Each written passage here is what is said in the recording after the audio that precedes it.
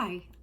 Most of you know me as Matt's mom, Mary Beth Sahaki. You probably don't recognize me because last time I was on, I had long hair and it wasn't curly like this. But since I have last done a video, I was diagnosed with cancer. So these are my chemo curls.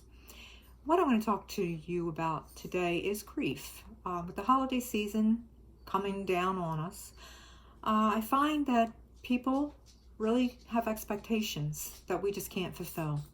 As grieving parents, it's so hard to get into the holiday spirit. At least I find myself. One minute I think I can do it, and the next minute a memory will hit, and I am just crying for what should have been, what could have been. And I know a lot of people have lost their children, and holidays are very, very hard. People don't understand that you are no longer the person that you used to be prior to your child's death. And I think society is afraid of grief. They don't want to talk about it. They don't want to acknowledge it. They just want to run away and not deal with anything that you're feeling. So I just want to tell you that it is okay to not be okay this holiday season. We can only do what we can do mentally, emotionally, and physically. If you don't want to do anything, that is absolutely your right to do. I have decorated my house, but you know, it's just not the same. And you all know that have had my experience that once you lose a child, you are the before and after of who you used to be. I spent some time and I wrote a book. It's called Letters to Matt. And I would like to read a little portion of that for you, just to give you a little idea of how it feels to be a parent who has lost a child. It's called Grief is Like a Jar of Pickles. Since your death, I've been living not just with complicated grief, but also with PTSD, post-traumatic stress disorder. There are days when the slightest noise has me hanging from the ceiling. I struggle with not knowing where I fit in anymore. There are days when I question my role on earth. Your addiction kept me crazy, but your death left me broken and questioning life. The old me left the day you did. The new me struggles with who I'm supposed to be now. It feels like being transported to another place where you don't understand the language. You constantly get lost and find yourself looking for something familiar. I've learned that very few people understand why I try to explain what it's like to be me. They think I should be back to my pre-grief state, that life should just return to normal and drag me with it. What they don't and never will understand is that profound loss slices you in half. You become the before and after pieces of your tragedy. As time passes, the before you drifts further and further away, leaving you with an identity that even you can't identify with. You long for the old you, but know the road back to finding her again has imploded. I find it harder and harder to remember the woman I was before your death, the girl who laughed at the stupidest of things, who would even laugh at herself. I remember looking forward to little things. I remember having happy hours and bonfires. I remember having lots of fun. I remember a reflection with bright eyes and natural smile. Now I see a silhouette slowly drifting away in a fog. Trauma changes you. It unravels you.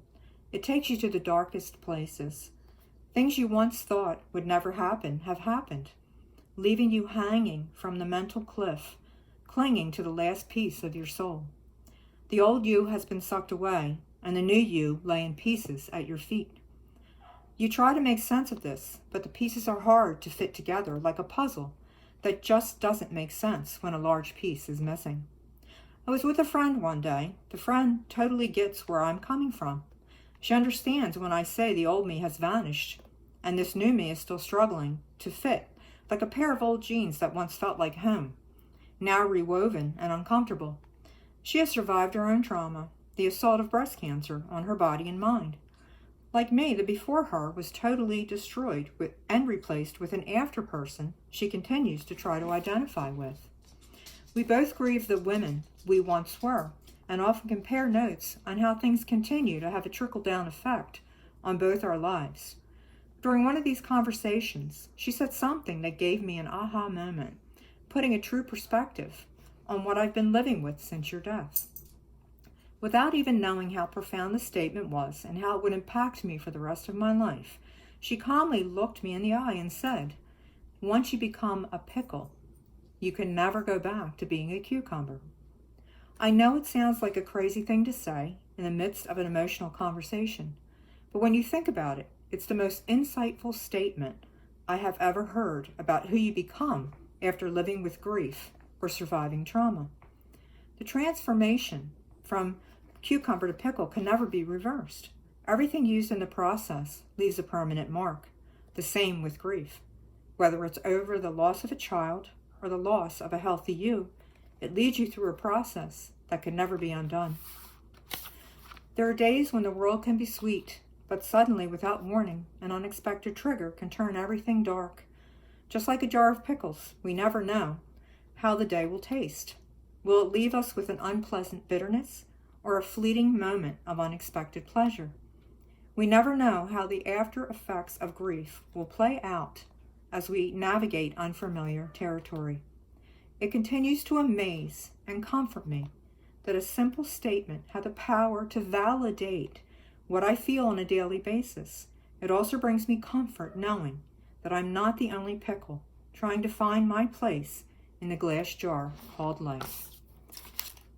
So all you pickles out there, I want you to know that you're not alone.